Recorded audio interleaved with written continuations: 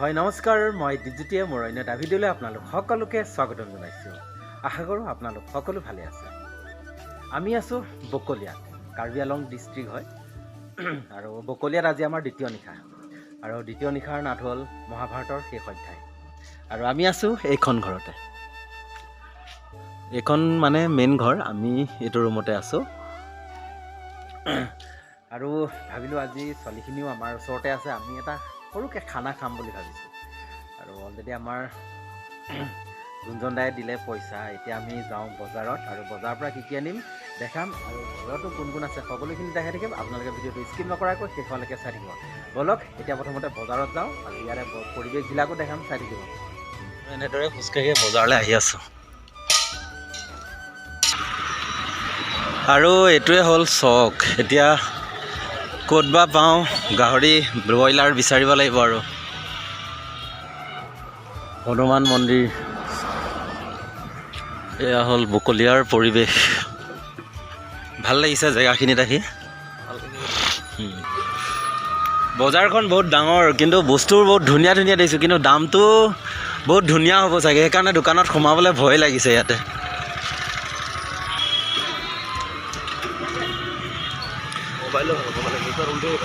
বজাৰখন বিচাৰি আহি আছোঁ, কিন্তু পোৱা নাই এতিয়ালৈকে।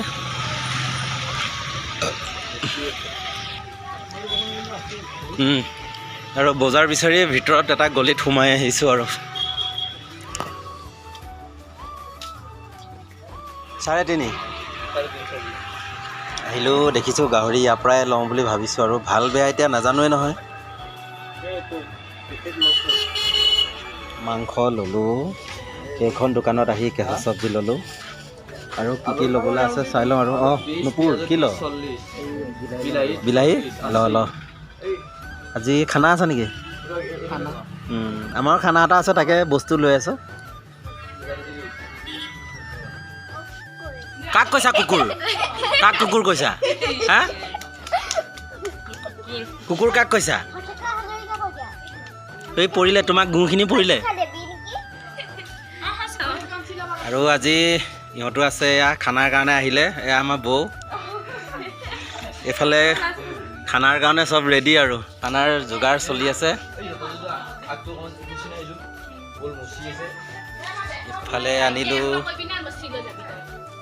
ব্ৰইলাৰ, আনিলোঁ 2.5 কিলো, 1.5 কিলো ল'লোঁ গাহৰি মাংস, আৰু সকলোৱে মিলি এতিয়া খাম আৰু চাই থাকক। আৰু এয়া গাহৰি আগতে বইল কৰি লৈছোঁ। আমাৰ মেইন ৰান্ধনি খুৰাই হ'ব চাগে আজি দেই। আৰু ইহঁতে ইয়াত চবেই যোগাৰ একদম পূৰা লাগি আছে। আৰু আমাৰ এই দাঁতকেইটা মই লগাই দিব লাগিব তাইক, বিশেষকৈ লগাই দিম নে? আৰু আমি গাহৰিৰ লগত আজি লাই দিম। এয়া খুৰাই লাই ছিঙি আছে, আৰু একদম ঘৰৰে লাই। ধনিয়া নাই ন?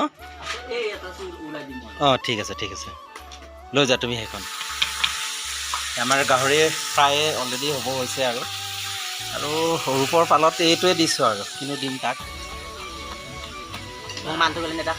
জলকীয়া আৰু লাগিব নেকি? জলকীয়া চব জ্বলা হ'লে ভাল নালাগিব নহয়।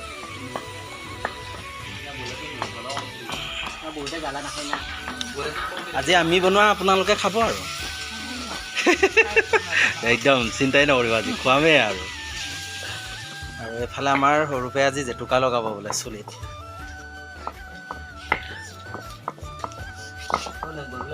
কালি নাটক কেনেকুৱা পালে চাই? সঁচাকৈ কওক, ভাল লাগিলে? আজি যাব নাই? হয়নে? ঠিক আছে। আৰু আমাৰ মাংসত অলৰেডি লাই দিয়া হৈ গ'ল। কালাৰটো ঠিকেই আহিছে, কিন্তু খোৱাৰ পিছতে গম পাম কি হয়। আৰু চব এয়া ধ্ৰুৱৰ আশীৰ্বাদত হৈ আছে বৰ্তমান গাহৰিটো। ফাইনেলি আমাৰ বনাই হৈ গ'ল গাহৰি মাংস, আৰু এতিয়া বনাবলৈ আছে ব্ৰইলাৰ, আৰু চালাড বনাব আছে। এতিয়াও বহুত বাকী আছে। ইহঁতৰ মানে চবেই নিজৰ নিজৰ কামত লাগি আছে। আৰু চাই থাকক। আৰু এতিয়া ব্ৰইলাৰখিনি হ'লে আমি ফাইনেলি আমাৰ গাহৰি মাংস হৈ গ'ল। এতিয়া বনাবলৈ লৈছোঁ ব্ৰইলাৰ।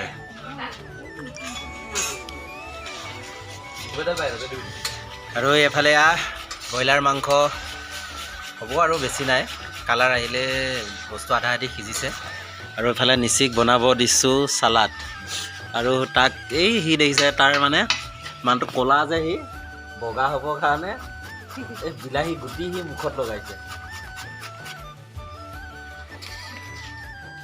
প্ৰায় আমাৰ আধা আধি বস্তু বনোৱা হ'ল আৰু বাকী অলপ আছে মালবিকাক দায়িত্বটো দি ধ্ৰুৱ আৰু মই যাবলৈ ওলাইছোঁ পাকঘৰৰ পৰা যিহেতু ভাত আনিব আৰু এয়া পাকঘৰত আহি পালোহি ভাত ভৰাবৰ কাৰণে এইটো বাল্টি লৈ আহিছোঁ ভাতখিনি ভৰাই লওঁ আৰু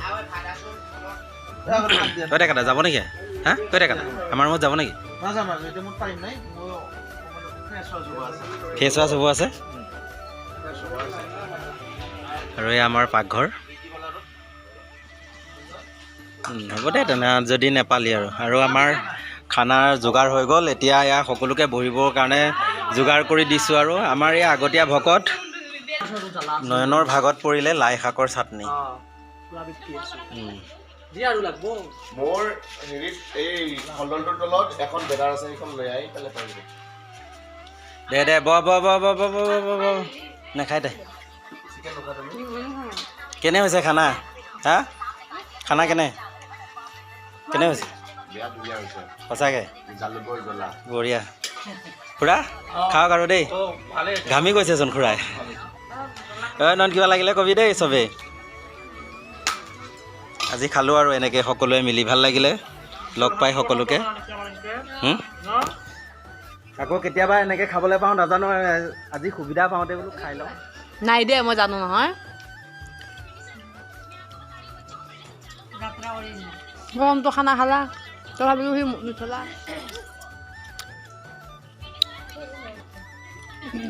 ৰাখা আৰু সকলোৱে মিলি খানা খালোঁ সঁচাকৈ বহুত ভাল লাগিল আৰু আজি নাটকত দৰ্শক কিমান হয় সকলোখিনি মই দেখাম আৰু ইয়াৰে পৰিৱেশখিনিও যিমান পাৰোঁ দেখাবলৈ চেষ্টা কৰিম চাই থাকিব আৰু চলে বুলি ওলাই ৰেডি হ'লোঁ যাওঁ আৰু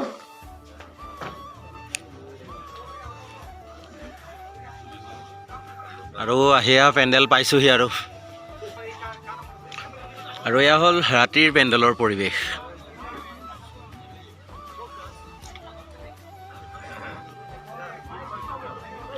দৰ্শক কিমান হৈছে দেখাম মই অলপ দেৰিকৈ চাই থাকিব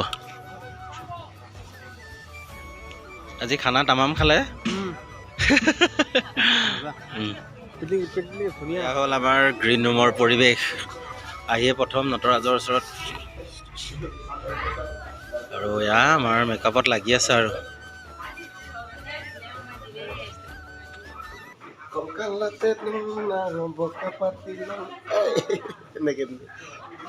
হ'ল আমাৰ গ্ৰীণ ৰুম মেকআপত ব্যস্ত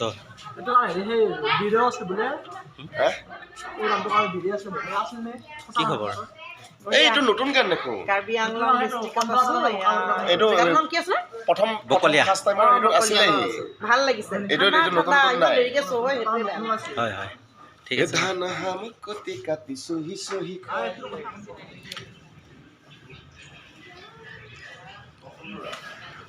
আৰু গ্ৰীণ ৰুমত আহি পায়ে মেকআপ কৰি একদম ৰেডি হৈ লৈছোঁ মানে আজি ইয়াতে লটাৰী খেলো হ'ব আৰম্ভ হ'লেই মই দেখাই আছোঁ মানে ইয়াত প্ৰাইজ আছে 5,000 3,000 2,000 কোনে পাই মই দেখাম চাই দিব আৰু আমি আমন্ত্ৰণ কৰিছিলোঁ ভক্তি কোচ তেখেতকো আমাৰ মাজত উপস্থিত হৈছেহি তেখেতকো চিনাকি কৰি দিছোঁ আৰু কীৰ্তিমন্ত হাজৰিকা তেখেতো আমাৰ মাজত উপস্থিত হৈছেহি আৰু আমাৰ মাজত আছে মাননীয় শ্ৰীযুত বিপুল বৰাদেৱ তেখেতকো আমি আমন্ত্ৰণ কৰিছিলোঁ আজি এই খেলখন পৰিচালনা কৰিবৰ বাবে আৰু আমাৰ লগত আছে প্ৰাঞ্জল শৰ্মা তেখেতকো আমি আজি এই খেল পৰিচালনা সমিতিত আমি আমন্ত্ৰণ জনাইছিলোঁ গতিকে এই খেলখন পৰিচালনা কৰিবৰ বাবে মুখ্য বিচাৰক হিচাপে মাননীয় শ্ৰীযুত বীৰেশ হাজৰিকাদেৱক মই খেল পৰিচালনা কৰিবলৈ কাৰণে মই দায়িত্ব অৰ্পণ কৰিছোঁ বকলীয়াঘাট আঞ্চলিক অসমীয়া ভাষিক সন্থাৰ তৰফৰ পৰা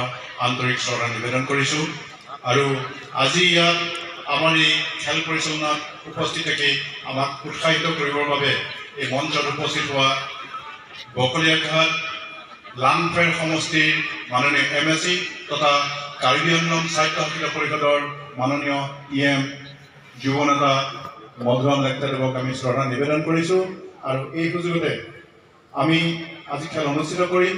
আমাৰ 3টা পুৰস্কাৰ আছিল।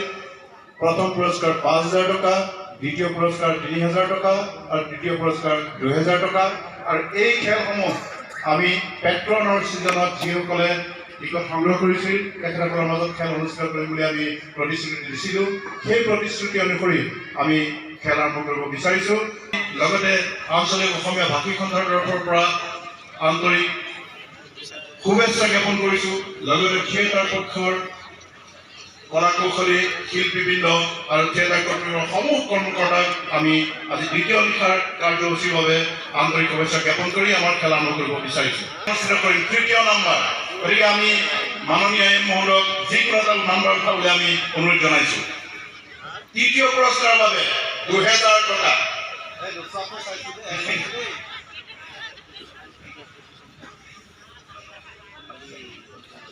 P77 পৰৱৰ্তী সময়ত ভাগ্যৱানজনক আমি চিলেকশ্যন কৰিম। 7 নম্বৰ। ইয়াৰ পিছতে আমি দ্বিতীয় পুৰস্কাৰৰ কাৰণে মুঠ 3,000 টকা।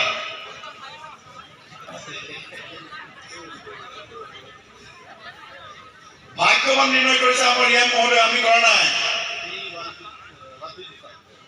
P155 আমি সেই ভাগ্যৱানক নিৰ্ণয় কৰিম। এতিয়া প্ৰথম পুৰস্কাৰ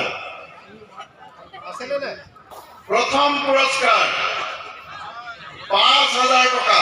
আমি চাই লওঁ সেই ভাগ্যৱান কোন।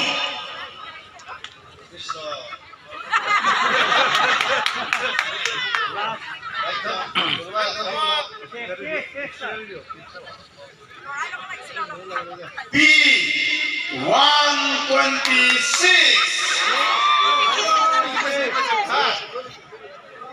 গতিকে 3জন ভাগ্যৱান আমি নিৰ্ধাৰণ কৰি উলিয়াই আমি বিতৰণ কৰি সকলোলৈকে পুনৰ শুভেচ্ছা জ্ঞাপন কৰি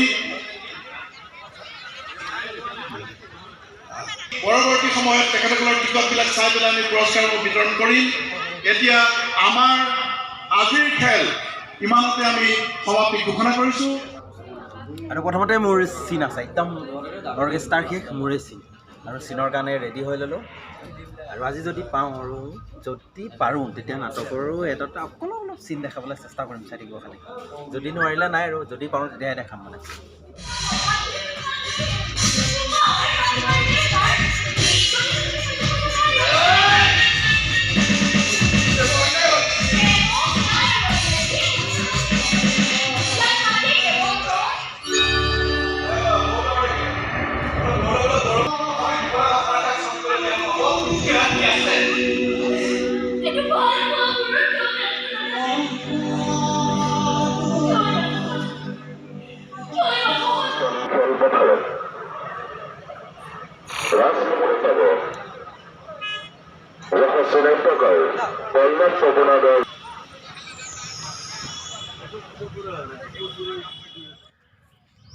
আৰু আজিৰ ভিডিঅ'টো ইমানেই আছিল, আৰু বেছি দীঘলীয়া নকৰোঁ।